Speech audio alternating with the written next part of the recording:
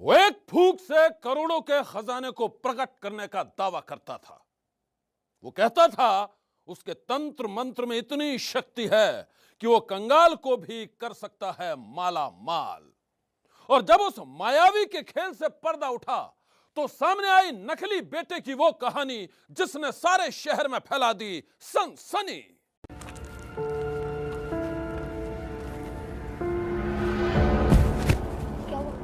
क्यों बे, कल तूने मेरी सर से कंप्लेंट की थी ना। तूने मेरे होमवर्क की कॉपी फाड़ दी थी तो तेरी कंप्लेंट करूंगा ही ना। बेटा मेरा नाम सुबोध है, इसलिए नो बकवास। मैंने तेरे होमवर्क की कॉपी इसलिए फाड़ी थी क्योंकि तू ज्यादा फड़फड़ाता है और सिर्फ तेरी वजह से मैंने सर से बेवजह डांट भी खाई। देख, मैं क्लास का मॉनिटर हूँ तो इसलिए मेरे को अपनी ड्यूटी निभानी पड़ती है, क्योंकि तू हर वक्त किसी ना किसी बच्चे को तंग करता रहता है, इसलिए मेरे। अच्छा, तो मैं सबको परेशान करता हूँ। जरा बताना मैंने किस किस को परेशान करा। तूने परसों बेचारे चंदू की छत पर इंक फेंक दी थी, बेचारा बहुत रो रहा था। तो तू उसका हमदर्द बन के आया है ना। मैं हमदर्द नहीं, क्लास का मॉनिटर हूँ और मेरी ड्यूटी है कि मैं सारी कंप्लेंट सर को बताऊँ। मॉनिटर मॉनिटर मॉनिटर, रुक, अभी तेरा सारा मॉनिटर का भूत निकालता हूँ। मैं तेरे को बताता हूँ, रुक। अब तुम लोग तमाशे क्या देख रहे हो, मारो इसे।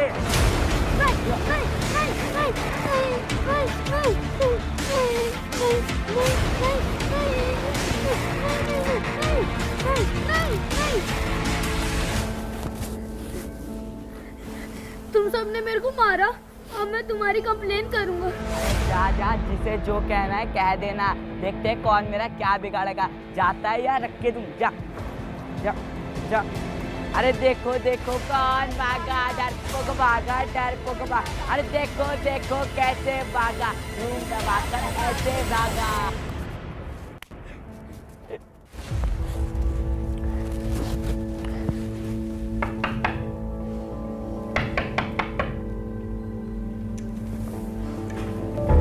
क्या हुआ बेटा, आप क्यों रो रहे हो? आंटी, आज मेरे को सुबोध ने अपने साथियों के साथ मिलकर बहुत पीटा। अच्छा, तो ये बात है। बेटा आप अपने घर जाओ, आज मैं सुबोध को नहीं छोड़ूंगी। उसे इतना पीटूंगी कि वो अपनी सारी शैतानी भूल जाएगा। जाओ आप घर जाओ।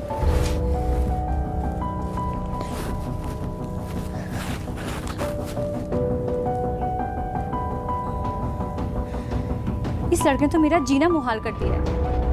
आए दिन कुछ ना कुछ करता रहता है। मैं आज इसे इतना पीटूंगी कि सीधा हो जाएगा। बस आ जाए एक बार।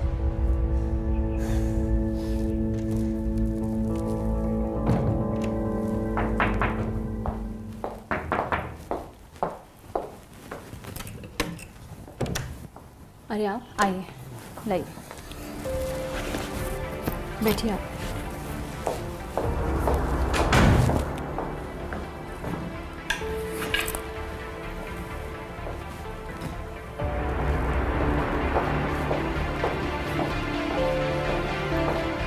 लीजिए। सुनो जी, सुबोध नजर नहीं आ रहा है। अब तक तो खेल कर लौट आता है ना।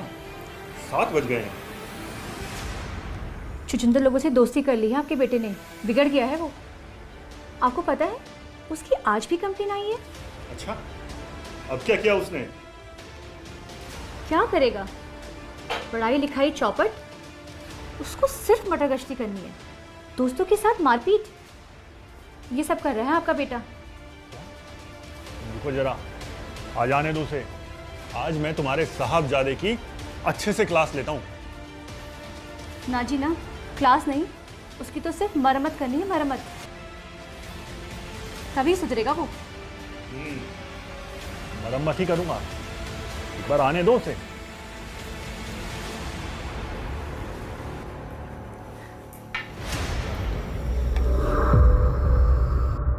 वक्त के पन्नों पर दर्ज ये कहानी 17 साल पुरानी है। तब झारखंड के हजारीबाग जिले के रहने वाले कलेश्वर मिश्रा गुस्से से उबल रहे थे। घर में उनके लाडले सुबोध की कंप्लेंट आई थी और इसी बात ने उनके पारे को 7वें आसमान पर पहुंचा दिया था। हाथ में छड़ी लिए कलेवर मिश्रा सुबोध के लौटने का इंतजार कर रहे थे, लेकिन यह इंतजार कभी ना खत्म होने वाली प्रतीक्षा में बदल जाएगा, ये उन्होंने कभी ना सोचा था।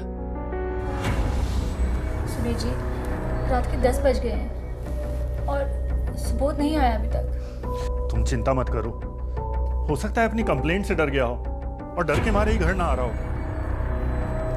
तुम एक काम करो, तुम उठो उठो उठो। हाँ। तुम खाना खा लो, मैं उसे देखता हूँ।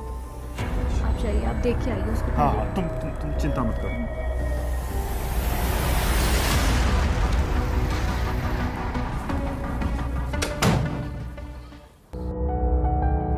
उस रोज सुबोध के पिता कलेश्वर मिश्रा जब अपने बेटे को ढूंढने के लिए निकले तो उन्हें यही लगा कि सुबोध अपनी कंप्लेन से डरकर आसपास ही कहीं छुपा होगा। लेकिन तमाम जगहों पर ढूंढने के बाद भी जब सुबोध कहीं नहीं मिला तो उन्हें उसकी चिंता सताने लगी। किसी अनहोनी की आशंका में कलेश्वर मिश्रा ने रात भर सुबोध की तलाश की। वो सुबोध के एक एक दोस्त के घर गए, लेकिन सुबोध कहीं नहीं मिला। वो ऐसा गायब हुआ कि फिर कभी नहीं मिला। परेशान घर वालों ने सुबोध की गुमशुदगी की रिपोर्ट पुलिस में दर्ज कराई, लेकिन पुलिस भी सुबोध को ढूंढ नहीं पाई। मेरा सुबोध पता नहीं कहां चला गया। कहीं किसी ने इसको किडनैप तो नहीं कर लिया है? अरे किसी ने किडनैप किया होता तो फिरौती की कॉल तो आती। हमारे पास तो अभी तक कोई कॉल भी नहीं आई है। अगर उसे किडनैप ही नहीं किया है तो गया कहाँ सुबोध? ये तो सबसे बड़ी मिस्ट्री है। पता नहीं मेरा सुबोध कहाँ है, किस हाल में है। सुबोध कहां है, किस हाल में है? हजारीबाग के रहने वाले कलेश्वर मिश्रा और उनका पूरा परिवार यह सोचता ही रह गया और धीरे धीरे 17 साल गुजर गए। 17 साल तक सुबोध का कुछ अता पता नहीं चला। 17 साल तक घर वाले उसकी यादों के सहारे ही जीते रहे। घर वालों ने तो सुबोध से दोबारा मिलने की आस ही छोड़ दी थी। तभी अचानक एक दिन चमत्कार हो गया। पता चला सुबोध वापस घर लौट आया है, वो भी एक चमत्कारी साधु बनकर।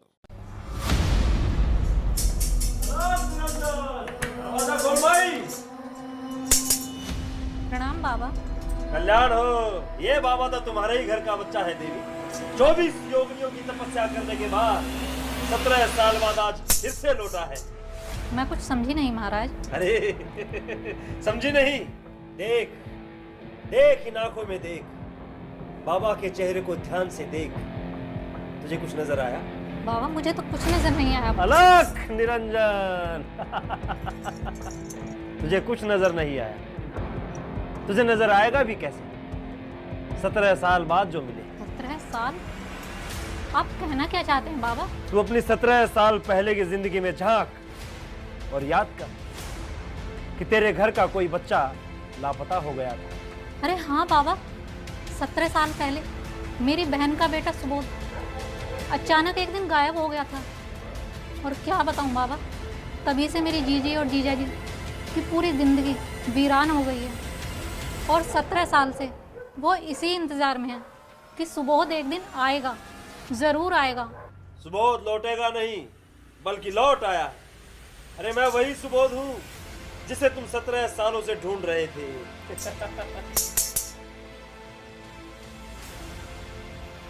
मुझे यकीन नहीं हो रहा, तुम ही सुबोध हो? हाँ देवी, मैं ही सुबोध। 17 साल पहले मेरी एक छोटी सी गलती और पिता के डर से मैंने घर को छोड़ दिया। फिर कई सालों तक मैं यूं ही भटकता रहा, भूख से बिलखता रहा।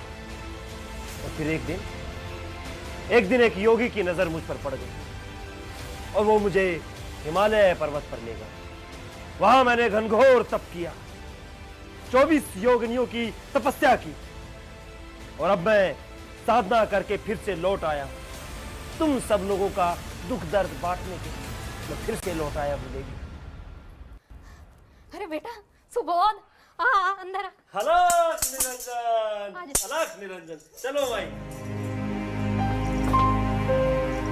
आजा बेटा। हरिओम। तब तक तू यहाँ बैठ, मैं दीदी और जीजा जी को फोन करके बुला लेती हूँ। हाँ ठीक है। उन्हें यथाशीघ्र आने के लिए कहना कि विलंब ना करें। मैं ज्यादा देर तक इंतजार नहीं कर सकता। परसों मुझे शमशान साधना के लिए जाना है, अतः यथाशीघ्र मुझे लौटना भी।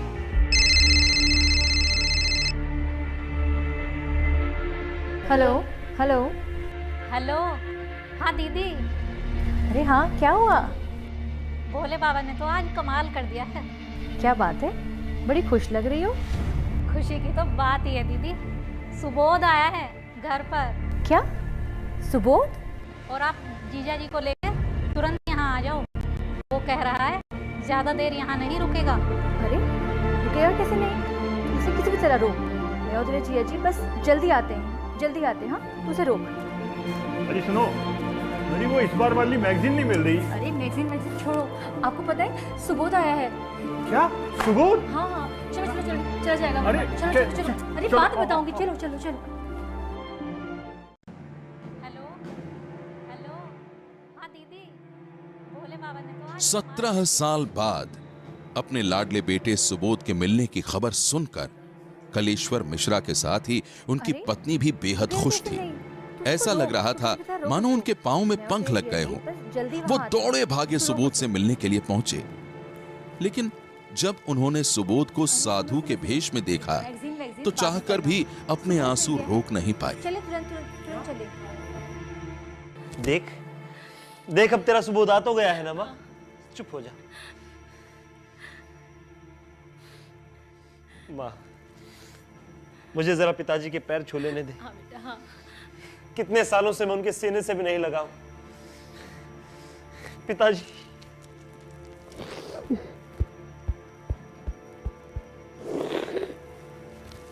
मुझे क्षमा कर दो पिताश्री।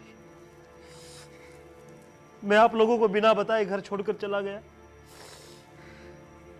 आप लोगों को बहुत तकलीफ दी मैंने। कोई बात नहीं बेटा, अब तो तू घर वापस आ गया है। अब हमें छोड़कर कहीं मत जाना। अब अपनी जिम्मेवारी संभाल। हमें देख, हम लोग भी अब बूढ़े हो चले हैं। हाँ पिताजी, जिम्मेदारी पूरी करने ही तो आया हूं मैं। अब आप लोगों को चिंता करने की कोई जरूरत नहीं। अब सब सही हो जाएगा। अब देखना कि इस घर में धन दौलत की बरसात होगी पिताजी। बेटा, ये साधु का चोला उतार और अब घर गृहस्थी संभाल ले बेटा। माँ, घर गृहस्थी भी मैं संभाल लूंगा, लेकिन उससे पहले मुझे शमशान साधना करनी है। शमशान साधना?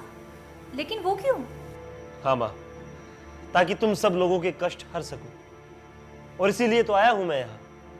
और देखना, जैसे ही मेरी ये साधना पूरी होगी, इस घर में धन दौलत की बरसात होने लगेगी। और फिर बाबूजी ही क्या, हमारी 7 पुश्तों में किसी को भी कुछ भी काम करने की जरूरत ही नहीं पड़ेगी। लेकिन बेटा। माँ मुझे मत रोक, मुझे शमशान जाने दे। सुनो जी, अगर उसे पूरे परिवार के कल्याण के लिए शमशान साधना के लिए जाना है तो इसे जाने दो, इसे मत रोको। ये अभी तो आया है और फिर। अरे माँ, तो फिक्र क्यों करती है? 2 दिन बाद मैं वापस आ जाऊंगा। शमशान साधना के बाद मुझे एक छोटी सी पूजा घर में भी करनी, तो चिंता मत कर। तू बाबूजी के साथ घर जा, मैं तुझसे वहीं आकर मिलता हूं। सुबोध यह कहकर चला गया। 2 दिन बीत गए, लेकिन उसका कुछ अता पता नहीं था। और 2 दिन बाद जब वो आया तो खुशी से तमाम घर वालों का चेहरा खिल गया। प्रणाम माता। आशीर्वाद बेटा, और बैठो। तुम आगे से बोल, हम तुम्हारा इंतजार कर रहे थे। हाँ माँ, मेरी शमशान साधना सफल हुई।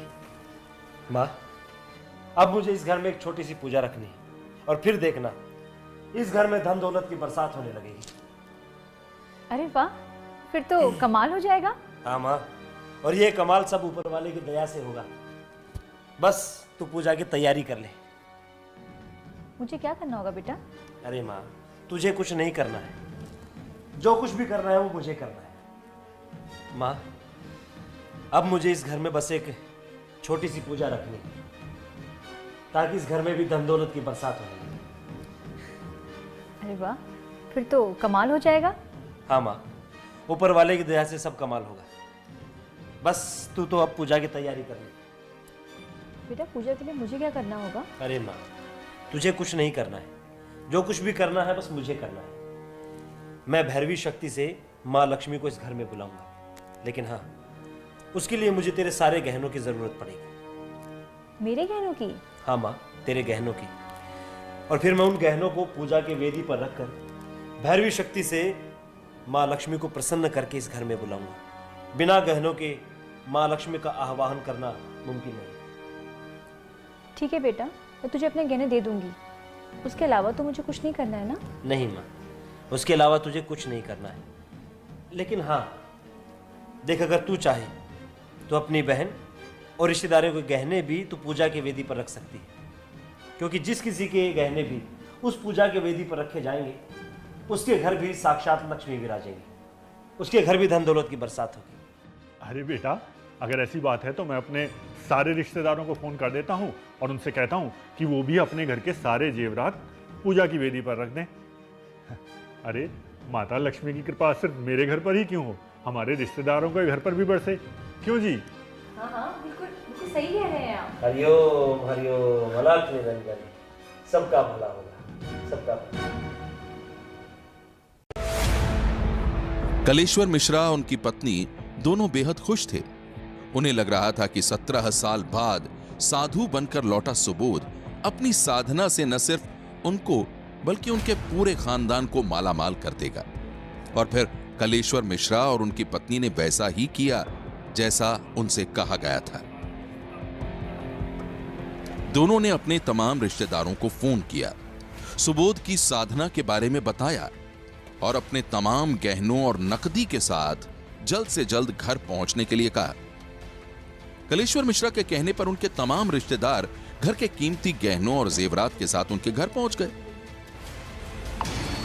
और फिर शुरू हो गया भैरवी शक्ति से लक्ष्मी के आवाहन का खेल। ओम फट फट भैरवी लक्ष्मी आगंतुके समागमे स्वाहा। ओम फट फट भैरवी लक्ष्मी आगंतुके समागमे स्वाहा। ओम फट फट भैरवी लक्ष्मी समागमे आगंतुके महामाये तपाये स्वाहा। माँ, अब आप लोग एक काम करें, अगले 2 घंटे के लिए आप सब इस घर से कम 2 किलोमीटर की दूरी पर चले जाएं। इस परिवार के किसी भी सदस्य की आवाज मेरे कानों तक नहीं आनी चाहिए। अगर ऐसा हुआ तो सब अनिष्ट हो जाएगा, मां लक्ष्मी रुष्ट हो जाएंगी और फिर किसी को कुछ भी हासिल नहीं होगा। लेकिन बेटा, क्या आप लोगों को मुझ पर विश्वास नहीं? आपको मुझ पर विश्वास रखना तो फिर चले जाइए। और ये मेरा आदेश नहीं है, ये भैरवी का आदेश है।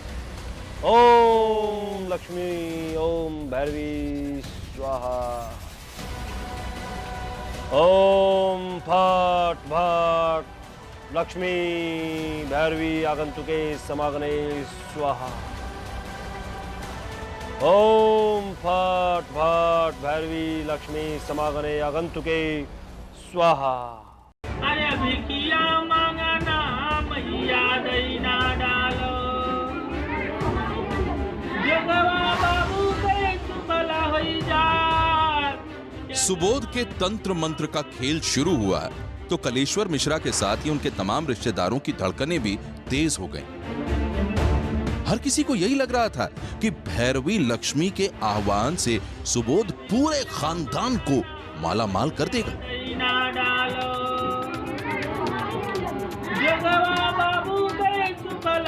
कई घंटे तक सुबोध इसी तरह तंत्र मंत्र का ये नाटक करता रहा।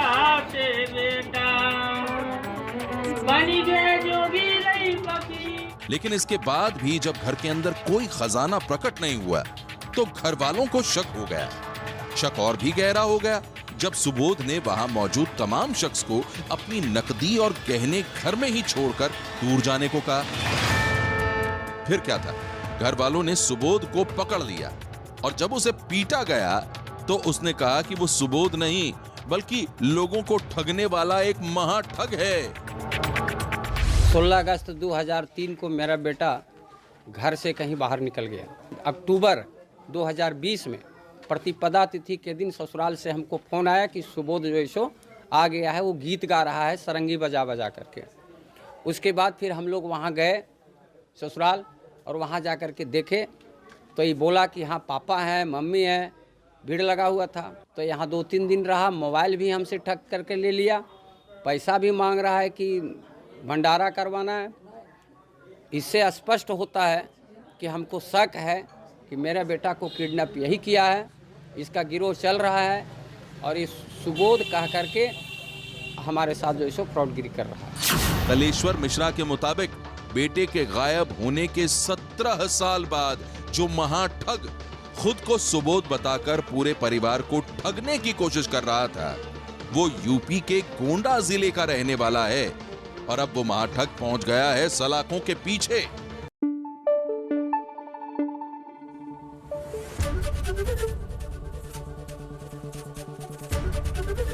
एबीपी न्यूज आपको रखे आगे।